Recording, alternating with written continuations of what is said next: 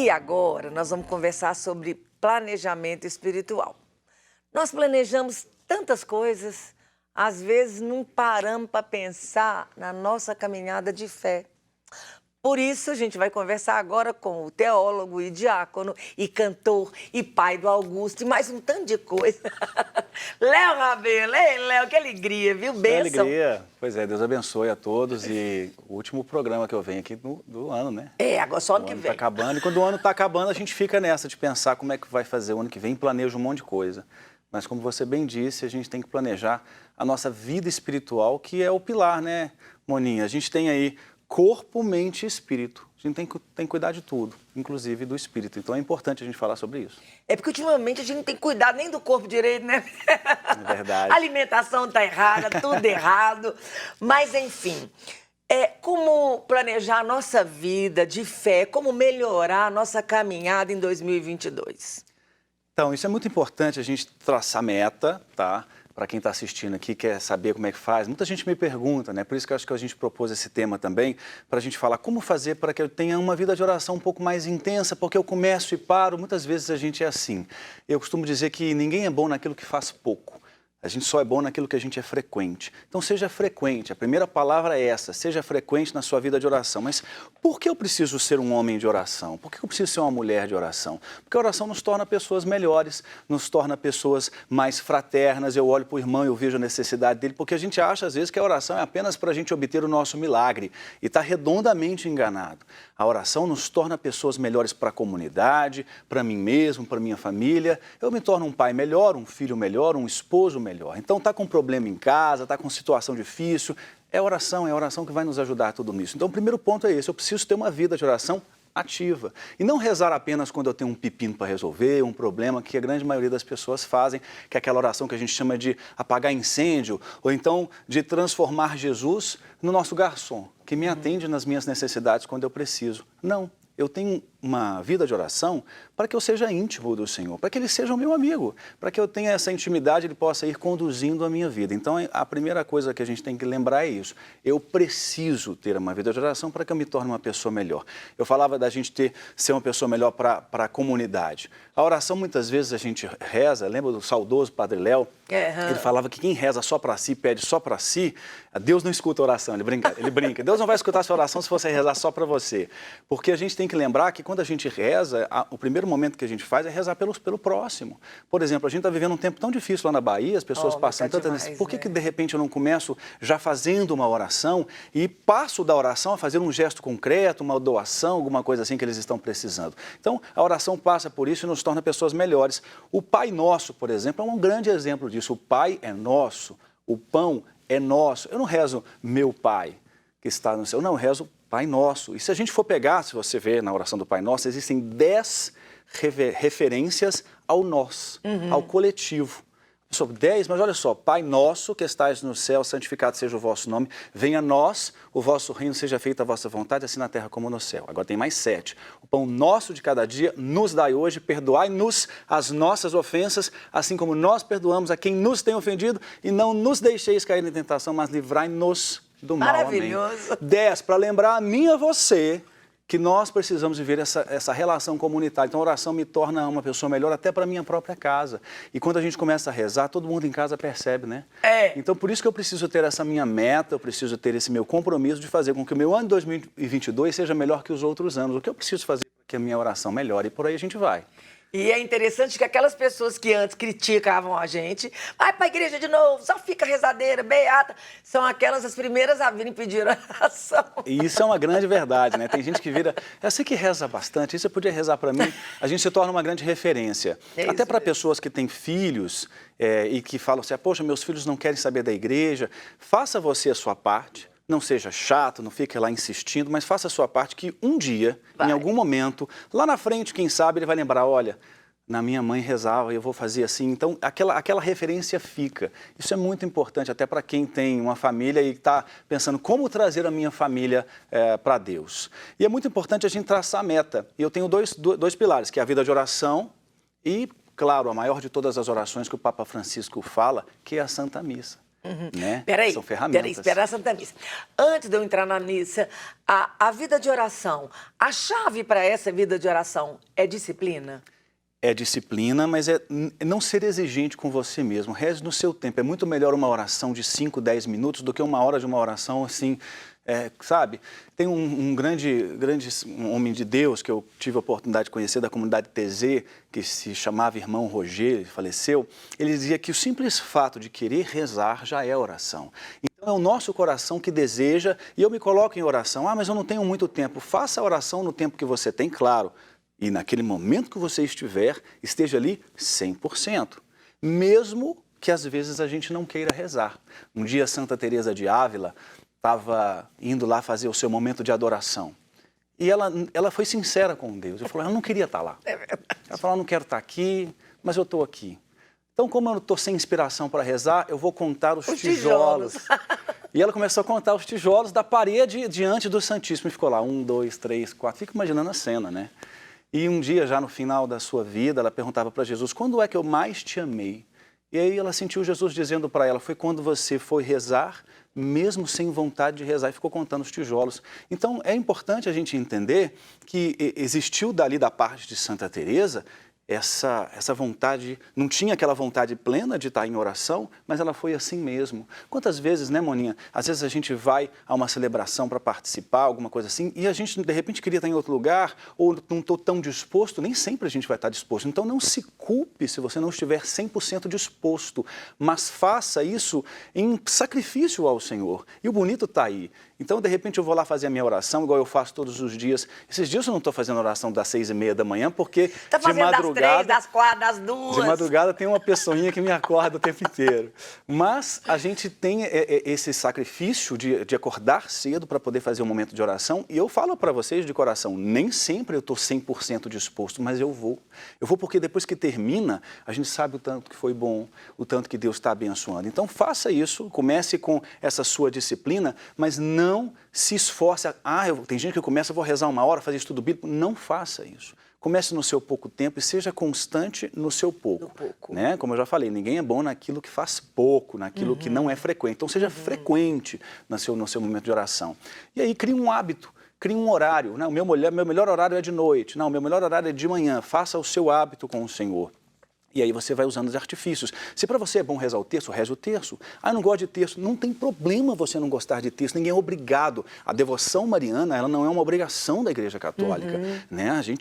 O que a Igreja nos pede é a celebração, participar da missa. Tem algumas coisas que a Igreja nos pede. Ela não pede para que você reze o terço, ela orienta. Existem algumas ferramentas. Ah, eu gosto da devoção de São José. Ah, eu gosto da São Miguel Arcanjo. Eu gosto da Quaresma. Diz, faça o que você se sentir melhor, mas encontre algo. Tem um amigo meu que dizia assim, se você não acredita em Deus, é melhor você arrumar logo um substituto, porque você vai ter problema. Então, encontre um tipo de oração com o Senhor que você vai mais se identificar. Uma pessoa uma vez me perguntou, Léo, qual é a melhor oração? A melhor oração, meu irmão e minha irmã, é a sua. É aquela que você faz com sinceridade com o Senhor. Não precisa ter palavra bonita. Chega lá e conversa. Igual Santa Teresa, olha, eu não queria estar rezando, mas eu vou contar os tijolos. Faça, seja sincero com o Senhor. Eu vou falar um trem com você, Léo. Eu amo tanto essa passagem dessa história com Santa Teresa, porque isso acontece muito comigo. Muitas vezes eu não quero estar aqui, eu estou na missa, eu não queria estar lá, estou só de cor presente.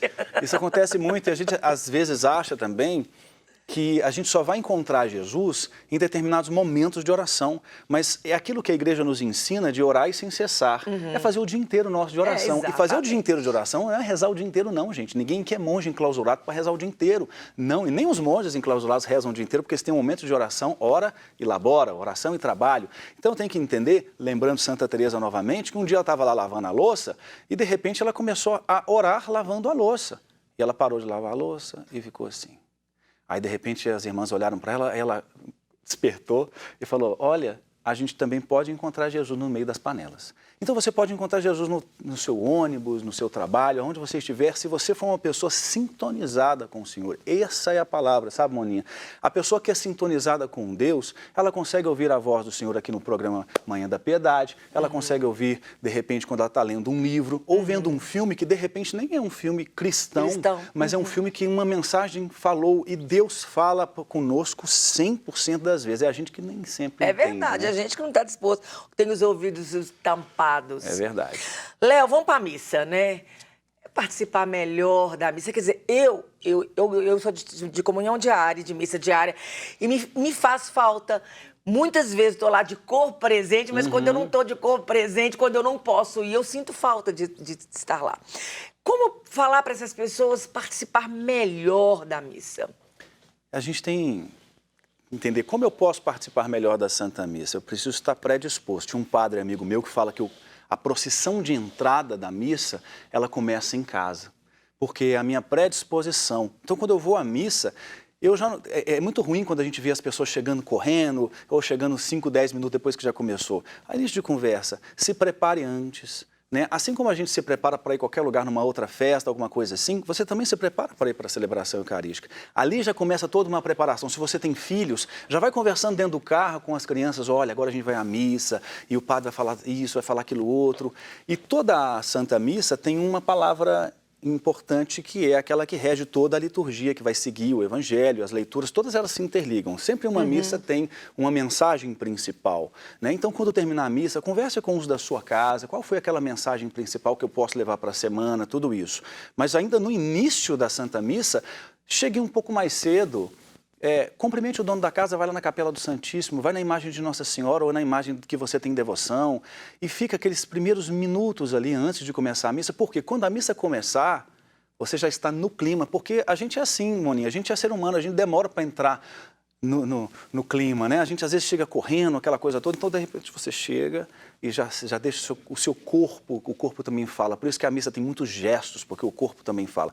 Entrou em oração, aí sim, quando a missa começar, não, em vez de ficar mandando mensagem, deixa eu aproveitar esses 5 minutos aqui para resolver um problema da empresa, não faça isso. Deixe o seu celular no silencioso e, se preciso for, desligue o seu celular, né, para que você esteja ali inteiro na missa. Tem gente que está lá, mas está em casa, pensando em um monte de coisa. Não faça isso. Então, isso vai fazer muita diferença na hora da gente participar, entender cada mensagem, aquilo que está sendo falado. Cada parte da missa tem... Eu tenho um curso que se chama Santa Missa Passo a Passo, que é online, mas que agora vai ter presencial junto com a Paróquia Bom Jesus do Vale, e a gente trabalha cada pedacinho da Santa Missa para que a gente possa aproveitar o máximo, porque é a maior de todas as orações, né? Se você não puder fazer nenhuma outra oração, a única que você não pode deixar de fazer e de participar é a oração da Santa Missa. Ô, Léo, a gente vê na Bíblia os fariseus, né, que eram homens observantes da lei. Então, eles seguiam e vigiavam, fiscalizavam se você está seguindo ou não. E hoje a gente vê muito isso dentro da igreja, os fiscais, né, os fariseus, que estão observando, mas muitas vezes não estão vivendo. E o medo de a gente se tornar, na medida que a gente se aproxima do Senhor, a gente corre o risco de se tornar um fariseu também. Fiscal da vida alheia, vigiando, se está cumprindo, se não está cumprindo, olha que ele lá fez isso, está comungando. E a gente acaba fazendo isso mesmo sem querer. Como não permitir que isso aconteça na nossa vida, né? Ficar vigilante nesse sentido. A gente precisa entender que nós também somos falhos. Se o meu irmão errou e ele tem um pecado que às vezes aparentemente é público, eu tenho os meus pecados que ninguém sabe, né? Então a gente tem que entender que eu não posso estar apontando e acusando, e a gente tem esse grande problema de achar, e existe na Igreja Católica, é o que eu chamo de síndrome de super-herói. É a pessoa que acha que ele é melhor porque ele é o cumpridor da lei, então quando alguém erra com você, você quase morre, tem que fazer oração de cura para poder, porque aquilo foi uma coisa tão terrível. E quando a gente entende que eu também erro, tem um amigo meu que dizia assim, Deus sabe de que material eu sou feito, que se eu não rezo eu posso cometer grandes absurdos, e eu, Léo, sou assim. Eu que tenho uma vida de oração, não é porque eu sou santo, não é porque eu sei que se eu não rezar, eu vou cair, eu vou errar. Então, assim como eu sei que eu erro, é mais fácil eu entender o meu irmão que está naquele momento errando. Ele está errando, mas ele não é o erro dele, ele é filho de Deus. O meu irmão não é aquilo que ele está fazendo, que ele está errado. Quando eu entendo isso, eu acuso menos e eu entendo que eu posso acolhê-lo mais. A nossa igreja tem que ser mais acolhedora. Ah, aquele cara quer participar da missa, mas olha só como ele tem uma vida errada. Deixa ele entrar.